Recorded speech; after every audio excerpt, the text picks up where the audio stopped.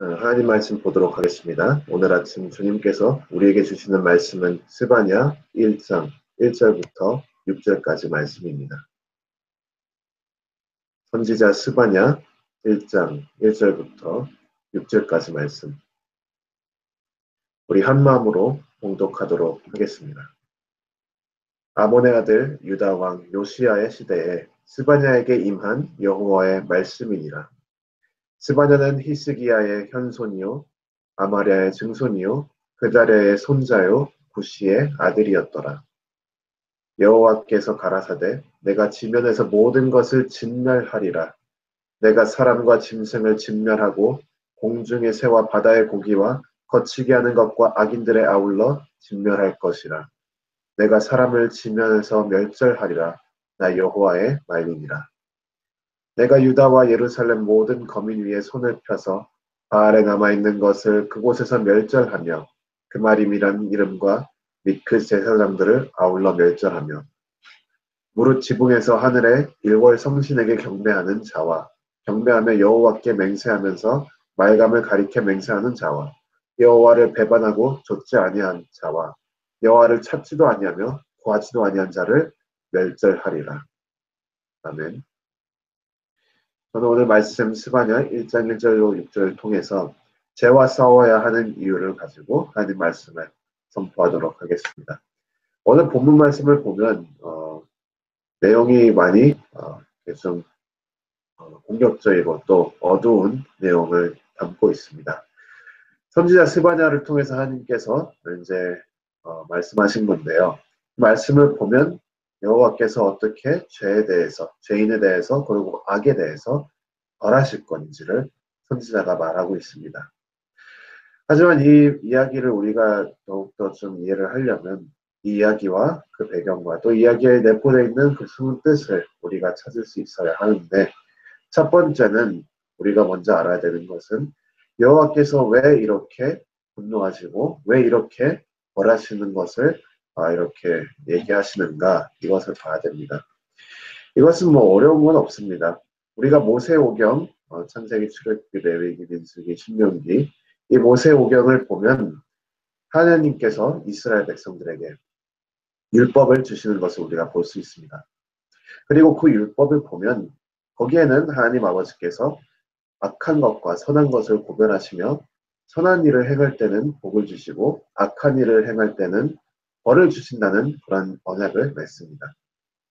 이 언약에 내포되어 있는 뜻은 뭐냐면 여호와께서 우리에게 또 특히 그때에는 이스라엘 백성들에게 원했던 것은 무엇이냐면 죄를 짓지 않는 것입니다. 단순하죠. 하나님께서 우리를 향한 뜻이 무엇이냐면 죄를 짓지 않는 것입니다. 그리고 이제 죄를 짓는 사람들에게는 이제 벌을 하겠다고 말씀하셨는데, 여러분 모두 다 잘 아시다시피 이스라엘 백성들은 죄를 짓는 백성들이었습니다. 죄를 짓는 백성들이고 죄를 짓는 나라였기 때문에 결국은 하나님 아버지께서 벌을 내리시죠. 하지만 하나님께서는 벌을 내리실 때 그냥 차갑게 기계적으로 죄를 지었으니까 계산해서 그만큼 합당한 벌을 주겠다, 이러한 게 아니라 오늘 말씀 보니까 굉장히 감정적으로 그 분노하고 죄를 미워하는 그 열정과 마음이 느껴지는 것을 우리가 오늘 말씀을 통해서 볼 수가 있습니다. 그러니까 단순히 그냥 수학적으로 계산적으로 복을 100만큼 선한 일을 100을 했으면 복을 100을 주고 악한 일을 50을 했으면 벌을 50 주고, 뭐 단순히 이런 수학적인 계산이 아니라 정말 죄와 악에 대해서 정말 싫어하시고 미워하시는 그 하나님 아버지의 그 마음이 오늘 말씀에 드러나고 있습니다. 또한 마지막 한 가지 우리가 봐야 되는 것은 4절 보니까 내가 유다와 예루살렘 모든 거민 위에 손을 펴서 이렇게 써 있습니다. 그러니까 하나님께서 우리에게 지금 이 말씀을 하시는 것은 무엇이냐면, 하나님 아버지는 벌을 하실 때에 그 벌을 주기 위한 벌이 아니라 살리기 위한 벌이라는 것을 우리가 기억해야 된다는 것입니다. 유다 백성들이, 그리고 예루살렘이 미워가지고 벌을 내리시는 하나님이 아닙니다. 유다 백성과 예루살렘을 살리려고 그 나라로부터 악한 것을 다 제거시키시고 다시 한번 깨끗하고 또 다시 한번 생명력 있는 유다로 하나님께서 부르시려고 아버지께서 이렇게 경고를 하시는 것입니다.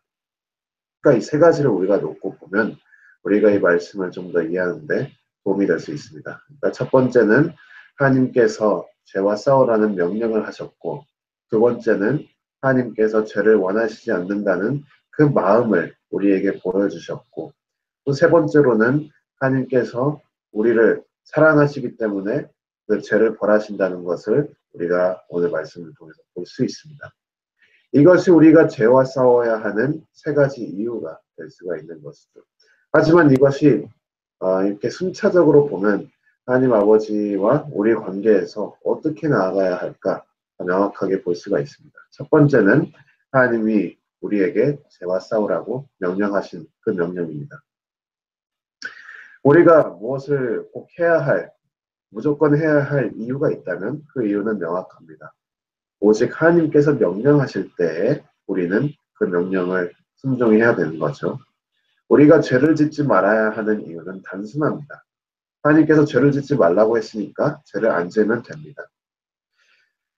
그리고 이렇게 단순히 명령이 있었는데 그 명령에 순종할 수 있는 사람들은 그들은 가장 훌륭한 그리스도인들입니다. 다른 이유가 필요 없고 오직 하나님께서 하라고 하면 하고 멈추라고 하면 멈출 수 있는 그리스도인들은 그리스도인들 중에 가장 훌륭하고 가장 믿음이 위대한 그리스도인들입니다. 하지만 대부분의 신자들은 이럴 수가 없죠. 하라고 해서 할 수 있는 게 그렇게 많지는 않고 하지 말라고 해서 하지 않는 것도 쉽지가 않습니다. 만약에 그게 됐다면 세상은 지금보다 많이 더 이렇게 청결하고 또 아름답고 거룩한 세상이 되었을 것이죠. 하지만 이렇게 하나님께서 하지 말라고 해서 하지 않을 수 있는 사람들은 정말 극소수고 하나님 아버지께서 특별한 큰 은혜를 주시지 않은 이상 거의 불가능합니다.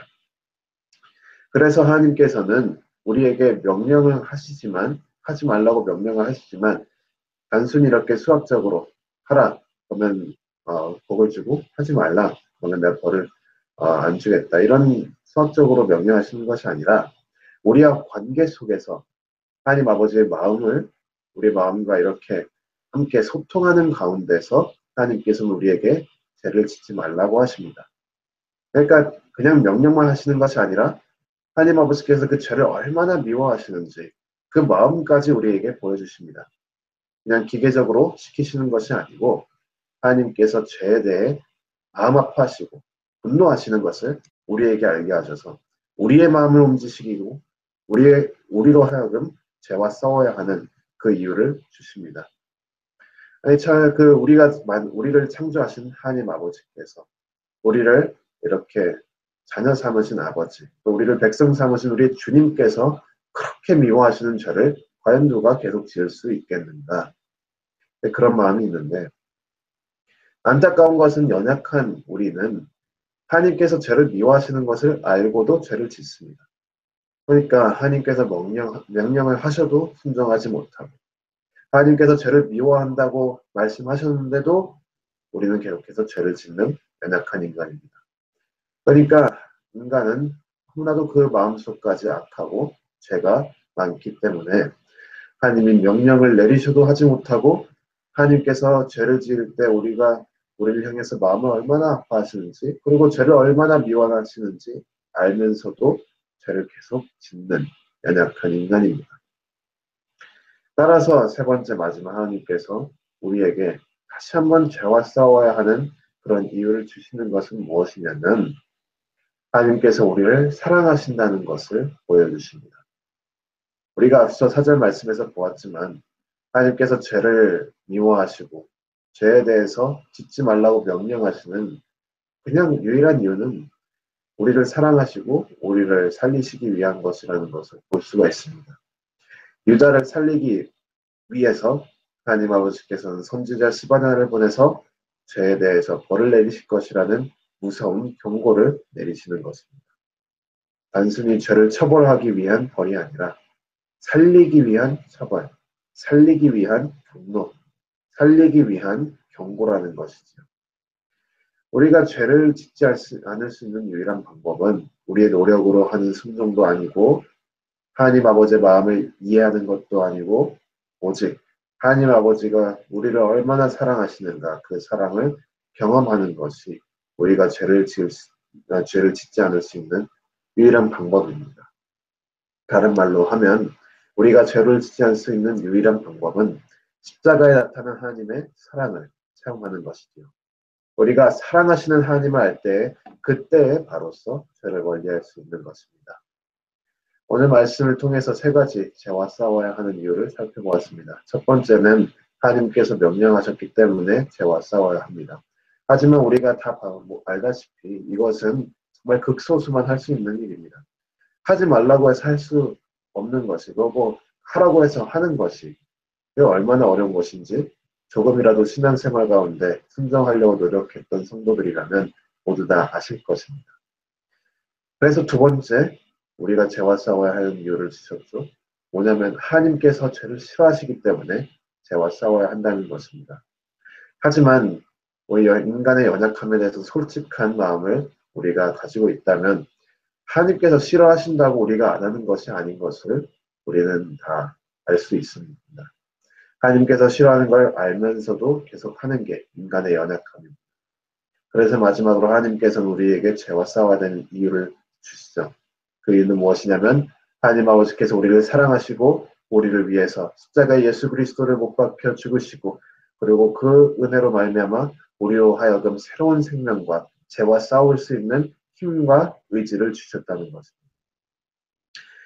우리는 연약하기 때문에 이렇게 이기적으로 하나님이 주시는 사랑, 이것을 의지할 수밖에 없고 그것을 의지하는 것이 우리가 죄와 싸울 수 있는 유일한 길입니다.